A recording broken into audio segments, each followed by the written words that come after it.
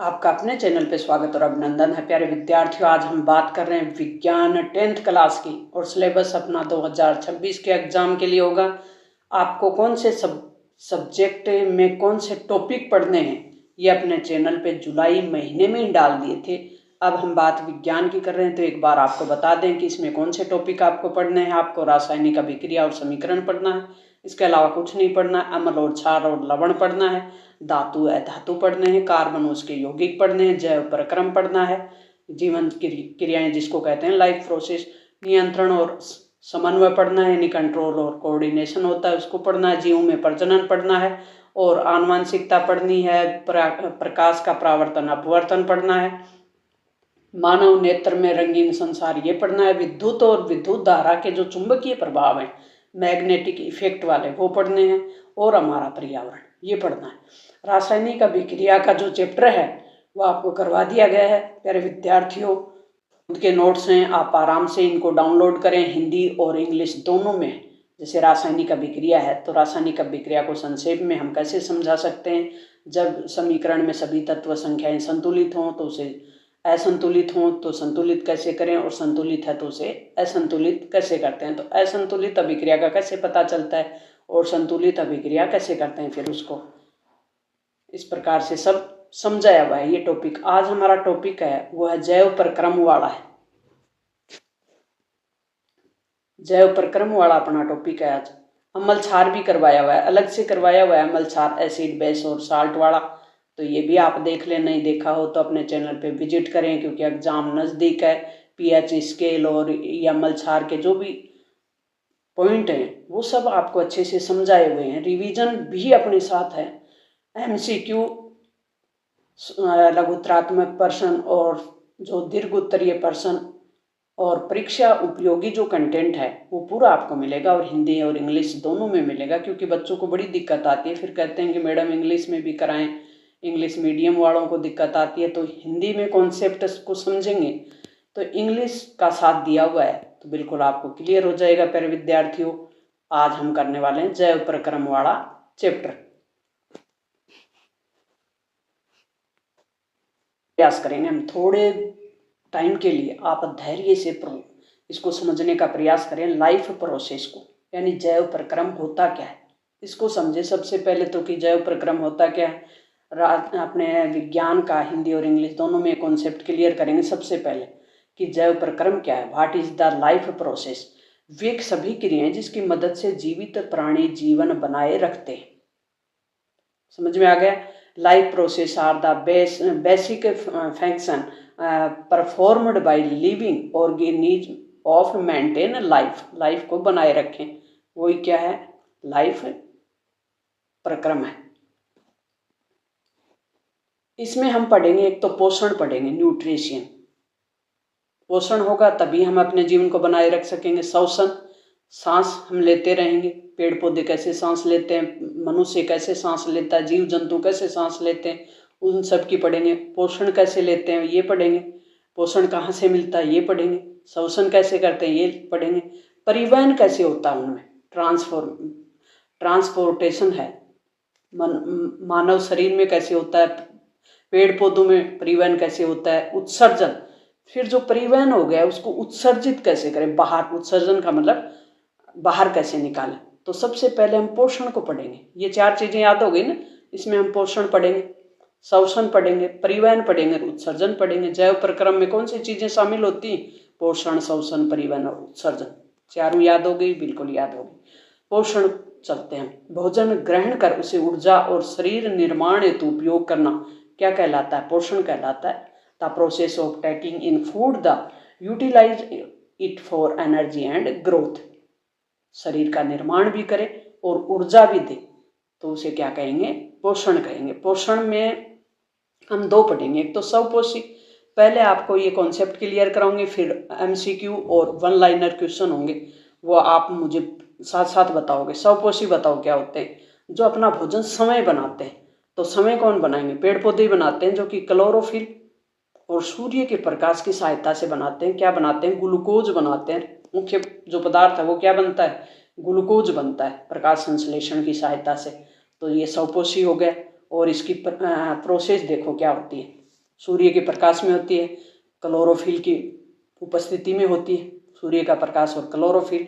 अब CO2 6 अणु carbon dioxide के और 6 ही अणु H2O पानी की मिलकर क्या बनाते हैं, C6H12O6 ग्लूकोज बना दिया और ऑक्सीजन रिलीज कर दी, ऑक्सीजन आ गई, ग्लूकोज और ऑक्सीजन बन गई। कार्बन डाइऑक्साइड और जल के मिलने से किसकी उपस्थिति में, क्लोरोफिल और सूर्य के प्रकाश से। तो ये पौधे इस प्रकार से भोजन बनाते हैं। भोजन बनाने की प्रक्रिया सीख ली ना। अब पेड़ भोजन बनाएंगे कैसे, पेड़ जड़ों से तो पानी को सोखते हैं, फिर पत्तियों के रंध्रों द्वारा CO2 को ग्रहण करते हैं। आपने पौधों में सुना ना, द्वार को शिकाएं जो भी होती वो इस रोल को अदा करती। पेड़ों के जो रंध्र होते हैं उनको बंद और खोलने का जो काम है, कब पेड़ों के पत्तियों के जो रंध्र होते हैं उनको खोलना है। अगर बहुत ज़्यादा पानी की मात्रा है तो खोल देती है, और जब पानी की मात्रा कम होती है तो वो सिकोड़ लेती है, यानी द्वारपाल का काम करती है द्वार कोशिकाएं। पत्तियों में मौजूद क्लोरोफिल होता है, वो सूर्य के प्रकाश को अवशोषित करता है। याद हो गया, क्लोरोफिल का है मेन रोल, फिर सूर्य के प्रकाश का है। यह प्रकाश ऊर्जा, जो प्रकाश की ऊर्जा है वो CO2 और पानी को मिलाकर ग्लूकोज यानी भोजन बना देती हैं। तो पेड़ पौधे कैसे भोजन बनाते हैं सीख लिया ना हमने।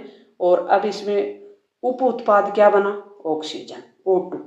मुख्य उत्पाद क्या था, ग्लूकोज। उप उत्पाद क्या था, ऑक्सीजन। अब प्रश्न कैसे भी पूछ लिया जाए, आपका कॉन्सेप्ट क्लियर है तो आप आराम से परीक्षा में कर देंगे ना, बिल्कुल। भोजन कहाँ संग्रहित होता है, बना तो लिया, पेड़ों ने भोजन बना लिया, पेड़ ने भोजन बना लिया, अब भोजन संग्रहित कहाँ हुआ। पत्तियां ग्लूकोज तो बनाया था ना, उसको स्टार्च के रूप में, ये याद रखना है, स्टार्च के रूप में संग्रहित करती हैं पत्तियां, करती हैं भोजन को संग्रहित। यूं नहीं कि तना जड़ ये लिख दो आप, पत्तियां भोजन को स्टार्च के रूप में संग्रहित करती हैं। याद हो गया ना। स्वपोषी का देख लिया हमने, स्वपोषी कैसे भोजन बनाते हैं। स्वपोषी मतलब खुद भोजन बनाए, स्व मतलब समय, खुद। हरे पौधे स्वपोषी होते हैं, सवाल जो भी हो गए ये भी खुद ही बनाते हैं, कुछ जीवाणु हो गए वो भी बनाते हैं। अब हम बात करेंगे परपोषी की, जो दूसरे के भोजन पे डिपेंड हो। वे जीव जो अपना भोजन स्वयं नहीं बनाते बल्कि वे अन्य जीवों पर निर्भर रहते हैं, उन्हें परपोषी या विषमपोषी भी कहते हैं। परपोषी को ही विषमपोषी कहते हैं। इन जीवों में क्लोरोफिल नहीं होता, जैसे पेड़ पौधों में क्लोरोफिल होता है इसलिए वो खुद से बना लेते हैं, इनमें क्लोरोफिल नहीं होता। और इनमें प्रकाश संश्लेषण की क्रिया भी नहीं होती, फोटोसिंथेसिस भी इनमें नहीं होता। और इनके उदाहरण क्या है, फिर ये भोजन खुद नहीं बनाते तो इनके उदाहरण जैसे मनुष्य है, पशु है, कवक है, फंगी जिसको बोलते हैं, अधिकांश जीवाणु है, वो भी यही काम करते हैं, दूसरे का ही बनाया हुआ भोजन खाते हैं। अब इनको देख लेते हैं परपोषी में। जीव जो दूसरे के जीव के अंदर रहकर अपना भोजन प्राप्त करते हैं वो कौन से हैं, जैसे मलेरिया का जीव है, जूं है, कुकुरमुत्ता है। जुआं देखिए ना, सिर में पड़ जाती है, तो वो भी क्या है, मनुष्य के सिर में जो गंदगी है उसको खा रहे होते हैं। तो जूं का उदाहरण आपको अच्छे से याद रह जाएगा। ये क्या है, परजीवी है, दूसरे के भोजन पे डिपेंड है। और फफूंद हो गया, मशरूम हो गया, मनुष्य हो गया, पशु हो गया, ये तो देख ही लिया हमने। श्वसन दूसरी क्रिया इसमें हम जैव प्रक्रम में देखते हैं, वो है तीसरी जो क्रिया है वो है श्वसन। श्वसन में शरीर में ग्लूकोज का टूटना और ऊर्जा का निर्माण होना क्या कहलाता है, श्वसन है। श्वसन के द्वारा हम ऑक्सीजन लेते हैं, ऑक्सीजन से हमें जो अंदर जो भी अपनी ग्लूकोज है वो टूटेगी, और ग्लूकोज टूटेगी तो ऊर्जा का निर्माण होगा, एनर्जी रिलीज होगी, ठीक है, ब्रेक डाउन द ग्लूकोज।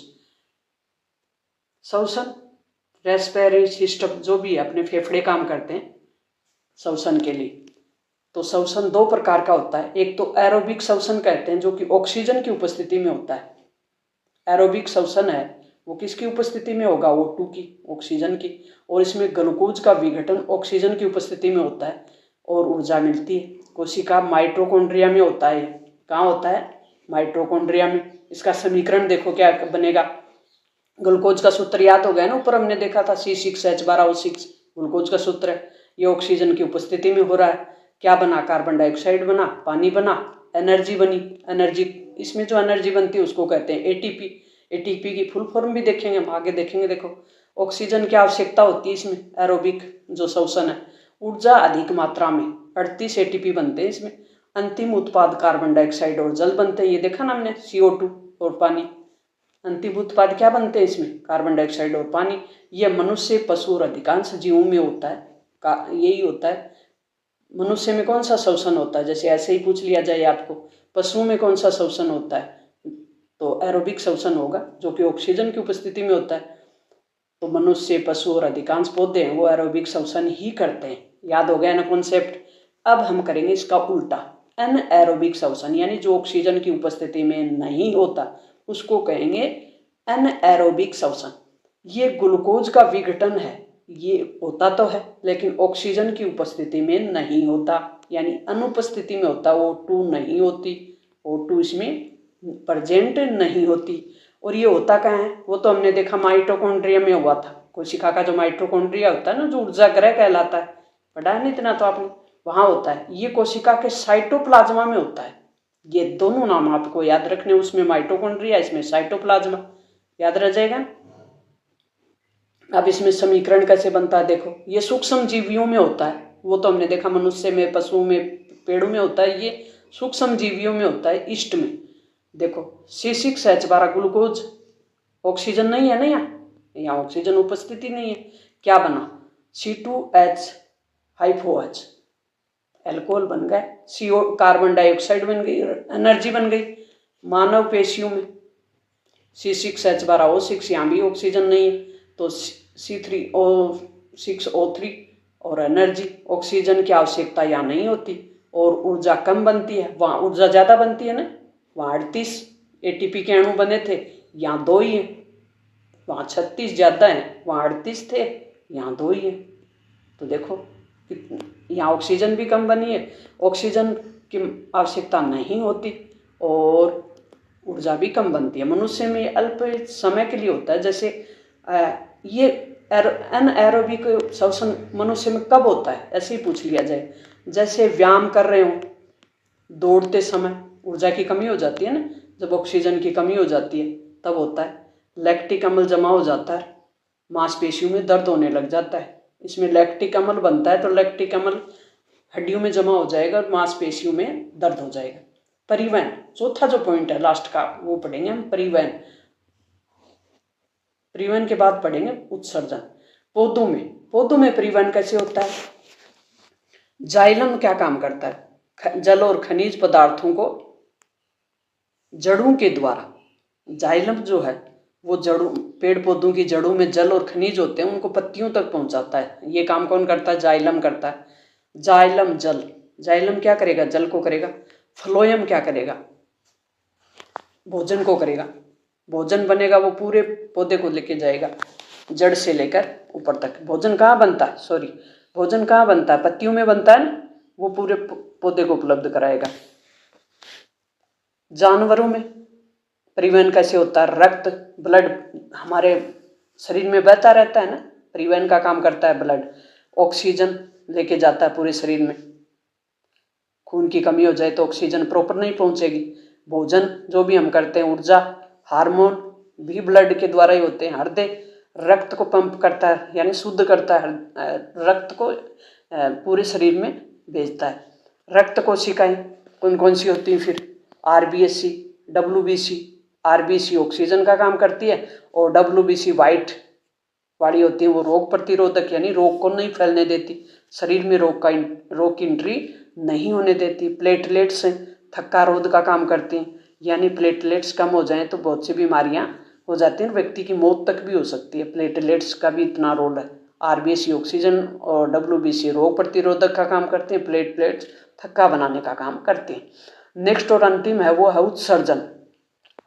शरीर से अपशिष्ट पदार्थों को बाहर करना क्या कहलाता है? उत्सर्जन कहलाता है। रिमूवल द मेटाबॉलिक वेस्ट, जो भी शरीर में वेस्ट बन रहे हैं, जो खराब पदार्थ हैं, अपशिष्ट हैं, जो जिनकी शरीर को आवश्यकता नहीं है, उन पदार्थों को निकालने का काम, बाहर निकालने का काम क्या कहलाता है? उत्सर्जन कहलाता है। बॉडी से बाहर, वेस्ट फ्रॉम द बॉडी।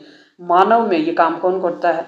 एक तो गुर्दा करता है, जो किडनी के रूप में आपने सुना ना, किसी का गुर्दा खराब हो गया, वो वेंटिलेटर पर है, वो ये है वो है ना। गुर्दा खराब हो जाए तो अपशिष्ट पदार्थ बाहर नहीं निकल पाते शरीर से और मानव की मृत्यु हो सकती है, मनुष्य की। अपशिष्ट यूरिया होता है, जो कि अगर शरीर में जमा हो जाए तो मृत्यु हो सकती है। नेफ्रॉन करता है मुख्य काम, किडनी में जो ये अपशिष्ट पदार्थ निकालने का काम करता है वो कौन करता है? नेफ्रॉन करता है, मूल इकाई है। जीव प्रक्रम क्या है? तो ये प्रक्रियाएं जो जीव को जीवित रखने में मदद करती है, प्रकाश संश्लेषण, सूर्य का प्रकाश और क्लोरोफिल में ही होता है। आरबीसी डब्ल्यूबीसी में क्या अंतर है? तो आरबीसी ऑक्सीजन ले जाने का काम करती है, डब्ल्यूबीसी रोगों से लड़ने का काम करती है। जाइलम और फ्लोएम में क्या अंतर है? जाइलम जल को ले जाता है, फ्लोएम भोजन को ले जाता है। लॉन्ग आंसरों में जैसे मानव उत्सर्जन तंत्र को बनाइए, तो आप बना ही लेंगे मानव उत्सर्जन तंत्र का चित्र, तो यह अभ्यास करें आप। इसमें समीकरण देखो, हमने एक तो फोटोसिंथेसिस देखा था ना, प्रकाश संश्लेषण, और एक हमने देखा एरोबिक और एक अनएरोबिक, ऑक्सीजन की उपस्थिति में, एक अनऑक्सीजन की उपस्थिति में। जीव में प्रक्रम में कौन शामिल होते हैं, कौन शामिल नहीं होता? जीव में जब प्रक्रम होता है तो कौन शामिल नहीं होता? तो पोषण तो होता, श्वसन भी होता, उत्सर्जन भी होता, उबलना नहीं होता। प्रकाश संश्लेषण का स्थान कौन सा है, कहाँ होता है प्रकाश संश्लेषण? क्लोरोप्लास्ट में होता है। मानव में गैसों का आदान प्रदान कहाँ होता है? फेफड़ों में ऑक्सीजन का परिवहन कौन करता है? हीमोग्लोबिन। अमीबा में भोजन की विधि क्या है? श्वसन उत्सर्जन एटीपी, श्वसन का ऊर्जा मुद्रा क्या है? एटीपी है। और पादपों में जल का परिवहन कौन करता है? जाइलम करता है।